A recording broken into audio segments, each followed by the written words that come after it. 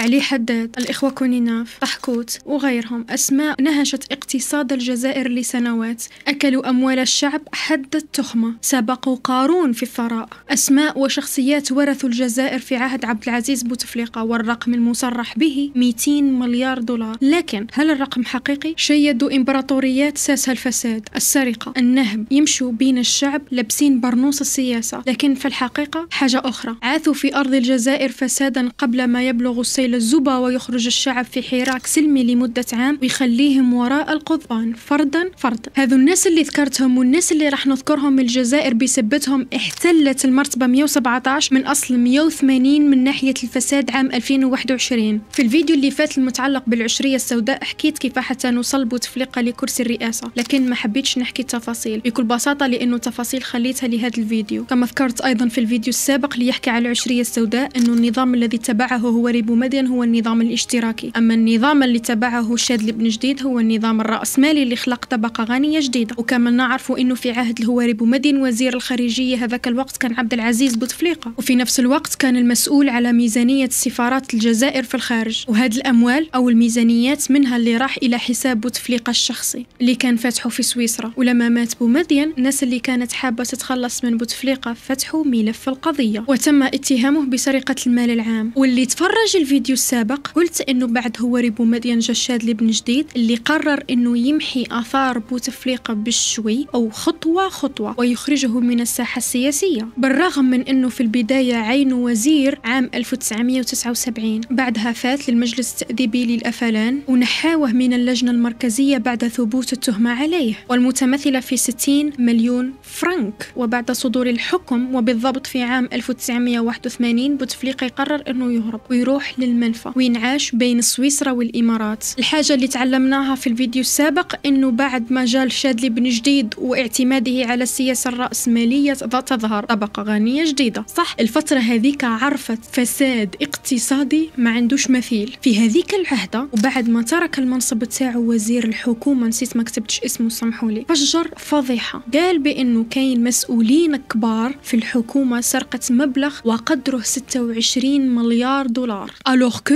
في هذيك الفترة أصلا البلاد كانت في أزمة اقتصادية وحكيت عليها في الفيديو السابق. و26 مليار هذه تتمثل في أرباح النفط. وبعد ما تفجرت هذه الفضيحة الوزير لقبه إبراهيمي لكن نسيت اسمه الكامل هرب لبريطانيا، وبالرغم من أنه ما ذكرش وما صرحش بالأسماء اللي نهشت أو سرقت من هذا المبلغ 26 مليار دولار، لكن صحيح في وقت الشادلي كاين أسماء وشخصيات فجأة يبان عليها الثراء بها بعائلاتها وبمعارفها، كانوا مسؤولين وقتها مجاهدين سابقين. ولما نقول الثراء نقصد الثراء الفاحش، ولما نقول مجاهدين اللي كانت عندهم امتيازات خاصة ما لا يملكها أحد غيرهم، وأيضا تسهيلات من البنوك بهدف إنشاء مشاريع. زعمة إذا لحقت لهذا النقطة وانت تتفرج في هذا الفيديو أكيد راح تقول لي أوكي سونيا مجاهدين دافعوا على البلاد وجابوا استقلال البلاد، من حقهم تكون عندهم تسهيلات ومن حقهم تكون عندهم امتيازات، ما عشتيش وش عاشوا دونك أغيت أوكي من حقكم. لكن لما يكونوا فعلا مجاهدين حقيقيين وش نقصد؟ أوكي راح نقولكم باللي أغلبهم مجاهدين مزيفين. الفساد عفوا اللي كانوا عايشين فيه هذيك الفترة سمح لهم إنهم يكونوا يمشيوا أو ياخذوا هويات مزيفة وتحصلوا على هويات مجاهدين حقيقيين قدامى كانوا ديجا ماتوا. وهذه الفضيحة ما جبتهاش من راسي يا ناس، بالعكس كانت من أكبر الفضائح اللي شهدتها البلاد، وهذا الشيء صار عام 1992. وتقدروا تبحثوا على تفاصيل القضية أو على تفاصيل الملف وراح تلقاوها بفضل شخص اسمه بن يوسف ملوك. هو هذا بن يوسف ملوك كان موظف عادي تم في وزارة المجاهدين ووزارة العدل، لكن بما أنه إنسان كان عنده ضمير قرر أنه يفضح الدنيا. وقبل ما ننسى القضية اسمها قضية المجاهدين المزيفين. بن يوسف ملوك يقول أنه كاين أشخاص عطاولهم هويات مزيفة كوم سي حاربوا وقت الثورة alors que non c'était pas vrai، وأيضا على أساس أنهم كانوا في الجيش بين عامي 1954 و 1962. هذا الشيء كانوا يعملوا فيه به يعطولهم مناصب في الدولة وامتيازات كما ذكرت. نفس الموظف حكى بالدليل، والدليل نتاعو كان ملف يتكون من 25 وثيقة ملغمة بكامل الفضائح اللي عملوها. أيضا الملف يحتوي على كل الأسماء اللي تحصلت على هويات مزيفة، منها أسماء كبيرة ياسر في الحكومة الحكومة أسماء قضاة وأسماء من عائلة عبد العزيز بوتفليقة نفسه. وبعد هذه التصريحات أو الفضيحة يخرج شخص اسمه محمد جغابة، وكان وقتها وزير المجاهدين، ورفع قضية على الموظف صاحبة كلمة الحق. لكن تخيلوا التهمة: نشر أسرار المهنة، اختلاس وثائق سرية. أوكي، اختلاس وثائق سرية وفهمناها، إنه سرق 25 ملف يحتوي على أسماء وفضائح وما إلى ذلك. نشر أسرار المهنة ما محلها من الإعراب؟ هل تقديم هويات مزيفة هي من أسرار المهنة؟ هل من أسرار المهنة إنك تمد اسم لشخص آخر على أساس هو؟ فهمتوني وش نقصد صح؟ من وقتاش هذه أسرار المهنة؟ واو، وش سافي با؟ يرجع بوتفليقة عام 1987 بعد ما شاد لابن جديد إنه راح يسقط عليه كافة التهم اللي عليه، وفعلا شاد لابن جديد يوفي بوعده. وفي عام 1991 اللي كانت أول انتخابات تشريعية في البلاد كما ذكرتها في الفيديو السابق، واللي كانت الانتخابات اللي تفوز فيها الجبهة الإسلامية للإنقاذ أو الفيس. تفكرتوا صح؟ قولوا لي بلي تفكرتوا، تعبي ما راحش باطل. وقلنا أيضا هذا الفوز هو اللي رفض الجيش رفضا قاطعا أدى به إلى إلغائها. صح. وفي عام 1992 استقال الشاذلي. صح.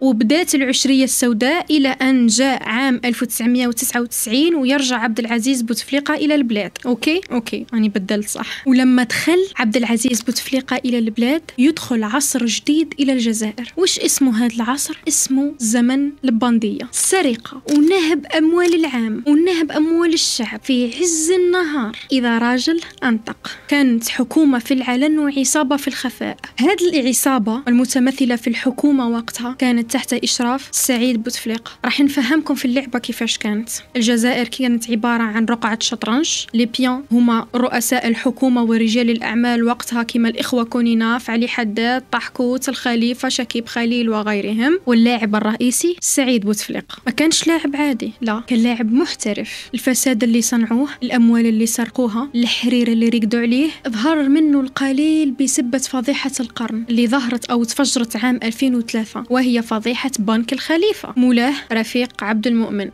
نقصد رجل الأعمال المبجل رفيق عبد المؤمن. لكن الخليفة كيف أصبح الخليفة؟ من هو أصلا الخليفة؟ من هو ملياردير الورق؟ أو من هو الفتى الذهبي كما يصفها الإعلام في الجزائر اليوم؟ يا سيدي تخيلوا هذا الشخص في التسعينات كان عنده فارماسي أو صيدلة مع الأب نتاعو أو باباه. بعدها يأسس شركة أدوية اسمها KRG فارما، طبعا بعد ما عطاولو الرخصة إنه يولي يجيب الدواء من الخارج، ألوغ كو وقتها مازال ما وصلش سنه 30 سنة أصلا. كومون؟ لا علينا. والشركة هذه ربح منها أموال عالم بها غير ربي، أموال كبيرة ياسر. وبالرغم من إنه ربح فيها ومنها، لكنه فجأة يقرر إنه يوقف نشاطها. السبب الله أعلم. وبعد ما يغلق شركة الأدوية يقرر إنه يفتح بنك الخليفة. وش جاب هذا الله أعلم. ومن هذاك البنك، بنك الخليفة، مول لنفسه مشاريع اللي راح نذكرها الآن، لكن كيف الله أعلم. مشاريع اللي مولها الخليفة لنفسه. احسبوا معايا: الشركة الخاصة للطيران، الخطوط الجوية للخليفة أو خليفة إيرويز اللي عطاولو ترخيصها في نهار، قناة تلفزيونية خاصة خليفة TV وكان مقرها فرنسا، طبعا لا ماما. خليفة للأنباء مقرها لندن،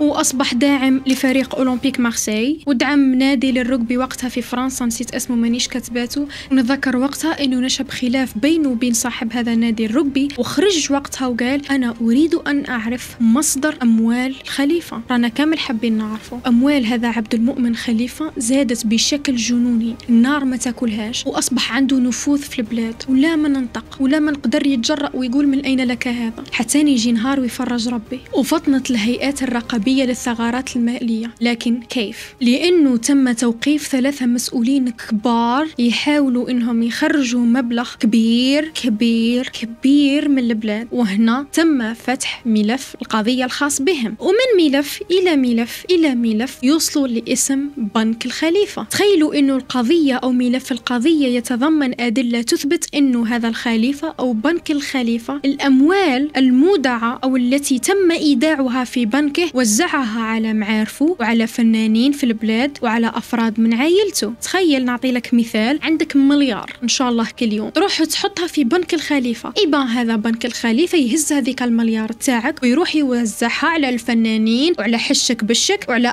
معارفه. واو واو. وأيضا قيل أنه توزع على شخصيات عامة وعلى أشخاص أو شخصيات سياسية، يدرى شكون، نموت ونعرف شكون. الحكومة قالت أنه المبلغ اللي سرقه بنك الخليفة أو هذا عبد المؤمن خليفة يساوي $1,800,000، لكن الرقم مش صحيح، لأنه الرقم الصحيح يساوي $17 مليار. أثناء التحقيقات وما بين لجا الوقت اللي راح يتم استدعائه فيه، بطلنا الجميل كان ديجا هرب لبريطانيا، لكن في 2013 السلطات البريطانية سلمته إلى الحكومة الجزائرية، وقضيته ما كانتش القضية الأولى للفساد، لا بل كانت القطرة اللي ساحت على الكاس، والكاس هذا فاض قضايا فساد يا ناس تبدأ وما تخلصش. وبفضل ملف قضية بنك خليفة تم فتح ملف فضيحة سوناتراك 1 و2 و3. واللي ما يكونش على باله راح نعلمك انه سوناتراك في البلاد تعتبر المصدر الاول والرسمي لتمويل الخزينة العمومية، يعني وكو سوناتراك ديكلاري فايت، وان شاء الله ما تصراش، ما نتمنوهاش البلاد، الجزائر راح ديكلاري فايت. كيف تم فتح ملف قضية سوناتراك او ماذا جاء في ملف قضية سوناتراك؟ عام 2012 في ميلانو الإيطالية محققون في النيابة العامة قالوا انه كاين مسؤولين كبار في السوناتراك تلقاو رشوة بقيمتها $200 مليون من شركة سايبام الإيطالية، وهذه الرشوة تلقاوها عام 2007. لكن مقابل هذه الرشوة شهو كامل على بالنا إنه سوناتراك كانت ملعب كبير، اللاعبين والجمهور والحكم، كل شخص ينتمي إلى هذه الملعب الكبير يتحكم فيه شخص اسمه شكيب خليل، هو ومساعديه اللي تلقاو رشاوي بقيمة 200 مليون أورو من شركة اسمها أوني وفرعها اللي ذكرته اسمه سايبام، مقابل عقود وتسهيلات بقيمة $8 مليار. بعد ما الحكاية اتفضحت وتم فتح ملف القضية، وعام 2013 تم إصدار مذكرة توقيف بحق شكيب خليل، لكن نفس الشيء أهرب للمريكان. وتخيلوا إنه عام 2016 يتم تبرئة شكيب خليل. لا عبد العزيز بوتفليقة يقرر إنه راح يسقط التهم على شكيب خليل. كيف وعلاه الله أعلم. هل تم إثبات براءته؟ هل هو بريء؟ هل سامحتوه لأنه كانت كاين عندكم فائض في الخزينة العمومية لدرجة أنه المبالغ المنهوبة هذه عادي عندكم صرف مثلا؟ ندخلوا لقضية فساد أخرى ولا ما كلاه؟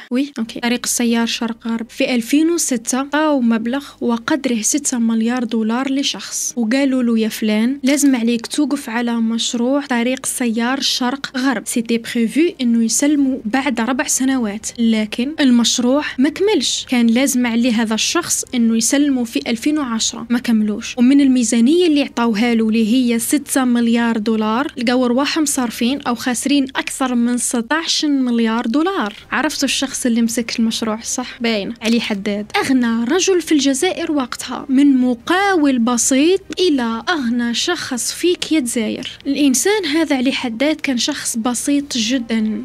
كي نقولوا بسيط جدا لازم يكون علينا على بالنا باللي كي كان صغير راح يكمل قرايته في فرنسا عادي مثل نص الشعب، وبعد ما كمل قرايته ورجع إلى أرض الوطن يقرر أنه راح يفتح مشروع مع خاوته، وهي شركة مختصة في مجال البناء والأشغال العمومية. وفجأة نسمعوا أنه استحوذ على فندق لو ماغان اللي جاي في البويرة ومرداس في تيزي وزو. كيف؟ الله أعلم. وفي عام 1993 توصلوا أو تجيه أول صفقة للشركة نتاعو، ومن بعد هذه الصفقات يطيحوا عليه كوابل من السماء. هل جوه صفقات لأنه علي حداد كان بارع في مجال شغله أو معرفة؟ شركة المقاولة الصغيرة هذه ما بقات شركة مقاولة، بل ولات إمبراطورية، ولات عنده صحيفة بدو فيرسيون، عربية وفرنسية، وقناتين في التلفاز. وش راه نادي يسمى أو مولودية الجزائر؟ لا ماشي مولودية الجزائر، اتحاد العاصمة عفوا.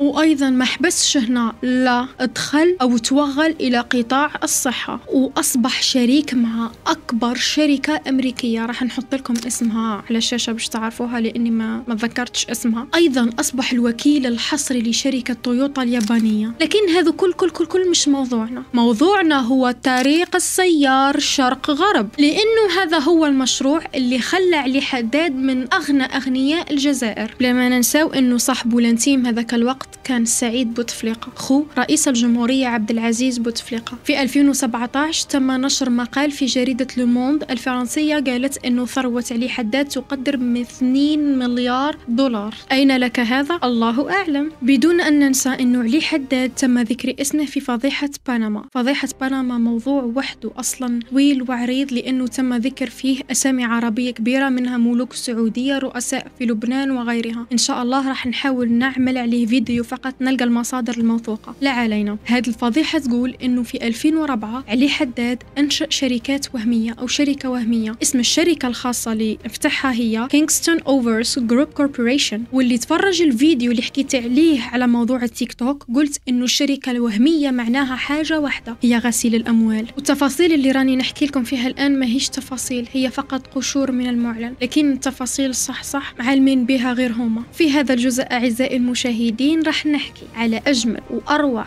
وأقرف قضية فساد في الجزائر، لأنه هذا بالذات عنده معزة خاصة في قلبي. معزة راكدة هنا، وسيم جدا، كاريزماتيك جدا.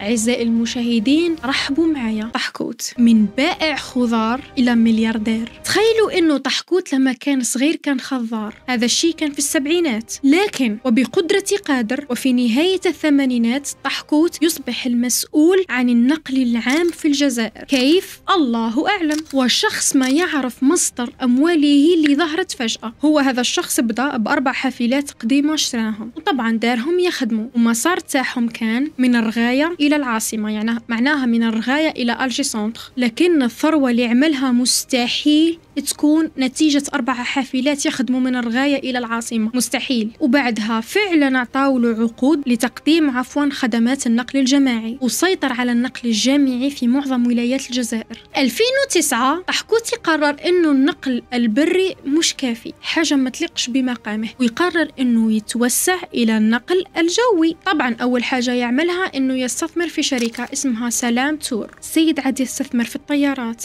هل يقتنع طحكوت بثروته التي بلغت 2 مليار دولار؟ طبعا لا. يقرر طحكوت انه راح يدخل في تجارة السيارات، وهذا الشيء اللي عمله، وحرفيا بنى امبراطورية. وشركة هونداي الكورية الجنوبية تعطي له امتيازات او امتياز للشركة نتاعو. الصفقة اللي عطوها له تضمنت تأسيس مصنع للسيارات اونرجيغي او في الجزائر بغرض انشاء 25,000 سيارة سنويا. والعقد ايضا كان يتضمن انه بعد 3 سنوات من 25,000 سيارة سنويا راح تولي 100,000 سيارة سنويا. لكن بالعوض ما طحكوت ينشئ السيارات في الجزائر بنفسه، يقرر يلف ويدور ويستورد السيارات شبه مركبة من الخارج، يجيبها للجزائر ويكمل تركيبها اون الجيري او داخل البلاد كومسي تركبت كامل في البلاد. وبهذه الطريقة شركة طحكوت تولي تتمتع بتسهيلات ضريبية وما يسلكش لي زامبو. والنظام يكتشف الحيلة اللي راهو يقوم بها طحكوت ويتم اتهامه بالتهرب الضريبي عام 2017. يعني هذا الشيء كل قبل ما ينوض الحراك بعامين. يا سيدي عام 2019 عبد العزيز بوتفليقة يعلن ترشحه للمرة المليون لكرسي الرئاسة. ألوغ كو أنا نعرف والشعب يعرف، الملائكة والجن يعرفوا، الأشجار تعرف، السماء والأرض تعرف إنه وقتها صحيا جسديا ذهنيا عبد العزيز بوتفليقة كان دمية يحرك ويلعب بها أخوه سعيد بوتفليقة. بعد هذا الإعلان المشؤوم الشعب ولأول مرة يتفق مع بعضه عبر مواقع التواصل الاجتماعي إنهم راح يخرجوا في حراك بشرط أن يكون سلمي، لا للتخريب لا للتكسير لا للحرق. وفعلا كان حراك سلمي شرف الجزائر وأعاد لها صورتها أمام العالم.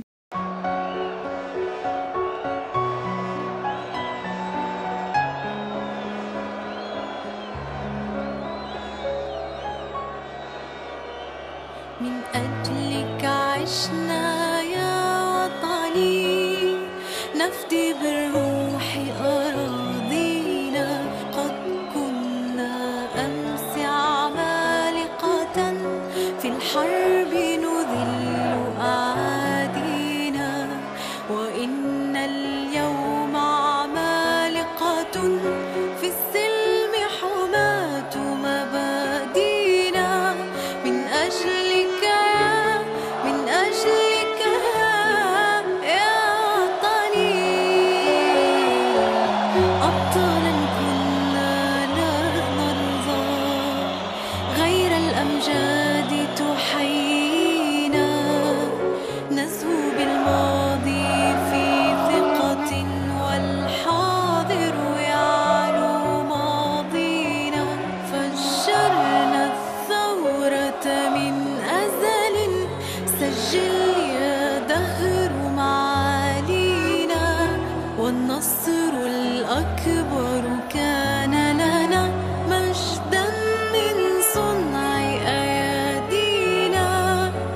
أجلك من أجلك يا وطني. بوتفليقة فعلا يستقيل أو ينسحب لأنه الشعب صمم والقضاء استفاق ويقرر يهدم ما سميته أنا بالدعارة السياسية. ماذا نتج عن الحراك؟ محي الدين طحكوت 14 سنة سجنا نافذا وغرامة مالية قدرها 8 ملايين دينار جزائري. التهمة منح امتيازات غير مستحقة واستغلال النفوذ في إطار صفقات النقل الجامعي وغسيل الأموال. إلى ما تم القبض عليه تم القبض أيضا على 54 فرد من عائلته، منهم 3 أخوات وابنه بلال. أما بالنسبة لشركاته غرامة مالية قدرها 1,000,000 دينار جزائري وإقصائهم من إبرام الصفقات لمدة 5 سنوات. أحمد أويحيى رئيس وزراء سابق 12 سنة سجنا نافذا وغرامة مالية قدرها 8 مليون دينار جزائري بتهمة منح امتيازات غير قانونية لطحكوت. عبد المالك سلال رئيس وزراء سابق 12 سنة سجنا نافذا. التهمة المشاركة في منح امتيازات غير قانونية وغير مستحقة. عبد السلام بوشوارب وزير الصناعة السابق 20 سنة سجنا غيابيا مع صدور مذكرة توقيف دولية. عمار غول وزير النقل والأشغال العمومية في البداية أعطوا له 10 سنوات لكن أصبحت 7 سنوات بعد الاستئناف بسبة ملف طريق سيار شرق غرب. يوسف يوسفي وزير الصناعة السابق 2 سجنا نافذا. شكيب خليل وزير الطاقة السابق 20 سنة سجنا نافذا بسبب ملف قضية سوناتراك 1، ملف قضية سوناتراك 2، ملف قضية سوناتراك 3. أما بالنسبة لمدير سوناتراك وقتها محمد مزيان 5 سنوات سجنا نافذا. عبد المؤمن خليفة مدير بنك الخليفة 18 سنة سجنا نافذا. علي حداد 18 سنة سجنا نافذا تحولت إلى 12 سنة سجنا نافذا بعد الاستئناف بتهمة استغلال النفوذ، تبديد الأموال العامة، حيازة جوازي سفر بطريقة غير قانونية وعدم التصريح بعملات أجنبية. أما بالنسبة لمحاكمته فكانت وقتها عبر مكالمة فيديو لأنه كان في سجن تزولت بولاية باتنا. نفس الشيء بالنسبة لأحمد أويحيى، كانت المحاكمة أو تمت المحاكمة عن طريق أبل فيديو أو مكالمة فيديو لأنه كان في سجن عبادلة ببشار. وقبل ما نختم الحلقة خليني نعطي لكم نبذة على رأس الحربة سعيد بوتفليقة. كامل نعرفوا أنه هو أخ لعبد العزيز بوتفليقة ومستشاره، رجل الظل وساس هيكل الفساد لسنوات، لكن الحمد لله لأنه حتى هو قاسته حملة التطهير. وقت للسلطات الجزائرية داهمت منزله لقاو ملفات وصفقات خاصة لرجال أعمال كبار جدا، ولما تم فحص هاتفه الشخصي لقاو أزيد من 4352 اتصال بينه وبين بعض الأسماء، منهم علي حداد وطحكوت والإخوة كونيناف. الأمر اللي خلى النظام وقتها يتأكد إنه كاين علاقة وطيدة بيناتهم. وبعد ما الجزائر جابت رئيس جديد اللي هو عبد المجيد تبون، يقرر إنه راح يسترجع الأموال المنهوبة اللي تم تقديرها ب200 مليار دولار. خليني نقول لكم 200 مليار دولار فاش تمثلت 4213 ملك عقاري، 229 محيط فلاحي، عقارات سكنية، عقارات قابلة للتعمير عددها يقدر ب 425 عقار، 211 فيلا، 1497 أبارتمان أو شقة، 281 عمارة، محطات زفت، محطات وقود، طائرات، سفن، يخوت. كما سبق وذكره الأموال التي تم نهبها في عهد عبد العزيز بوتفليقة قدرت ورسميا ب200 مليار دولار. في أحد المقابلات مع رئيس الجمهورية عبد المجيد تبون قال إنه في منزل من أحد هؤلاء الأسماء، طبعا لم يصرح بالاسم، قال إنه لقاو عملات نقدية أو أوراق نقدية قدرت ب500 مليار دولار. أما الدولة وقت المحاكمات قررت إنها تسترجع جزء من هذه المبالغ اللي قدرت ب37 مليار دولار. على بالكم باللي المبالغ هذه وش قادرين يديروا بها؟ قبل ما ننهي الفيديو، قبل ما نغلق الكاميرا، خليني نقولكم على الأحكام اللي تم تنفيذها على الإخوة كونيناف. كونيناف رضا 16 سنة سجنا نافذا وغرامة مالية تقدر ب8 ملايين دينار جزائري. كونيناف طارق 15 سنة سجنا نافذا وغرامة مالية تقدر ب8 مليون دينار جزائري. كونيناف كريم عبد القادر 12 سنة سجنا نافذا وغرامة مالية تقدر ب8 مليون دينار جزائري. كونيناف سعاد 20 سنة سجنا نافذا وغرامة مالية تقدر ب8 مليون دينار جزائري، مع أمر دولي بالقبض عليها، مصادرة جميع الأموال والعقارات والحسابات الحسابات البنكية المملوكة والمنقولة والمحجوزات للإخوة كونيناف، وفترة أمنية تقدر ب5 سنوات. التهمة: استغلال النفوذ، تبييض الأموال، الاستفادة من امتيازات غير مستحقة، تحويل عقارات وامتيازات، عدم الوفاء بالالتزامات العقارية عند إنجاز المشاريع العمومية. إذا لاحظتم من بداية الفيديو للآن وأنا نحكي على أرقام تقدر بآلاف المليارات، فقط نطرح السؤال على بعض: وش كانوا قادرين يديروا بها؟ إذا استغلوا هذه الأموال في بناء البلاد، على بالكم بلادنا اللي مرة تشبه اليوم، إذا استغلوا هذه الأموال في خلق مصادر أو مناصب عمل، vous pensez vraiment que الشعب اليوم يحتاج إلى منحة بطالة؟ إذا تم استغلال هذه المبالغ من المال، الجنوب اللي هو اليوم الجنوب اللي راهو يوكل في أكبر من نص البلاد، تلقاو ولاد الجنوب ضايعين، تلقاو مستشفيات الجنوب ضايعين، تلقاو مدارس الجنوب ضايعين. لا، دايما نقولها وراح نقولها اليوم أمامكم: من 1830 وفرنسا تستغل في الجزائر، بعدها العشرية السوداء اللي زادت هلكت الجزائر، بعدها جابوا تفليقة وحكومته اللي هلكوا دين الجزائر، ديزولي على اللغة اللي راني نستعمل فيها. هكاك والبلاد لم ولن تعلن إفلاسها أبدا، والحمد لله، لأنه كما يقولوا ياسر ناس أرضها أرض مسقية بدم الشهداء. تخيلوا فقط أنه تم استغلالها استغلال إيجابي. لشكون راهي تشبه اليوم الجزائر؟ علاه؟ وش هو السبب؟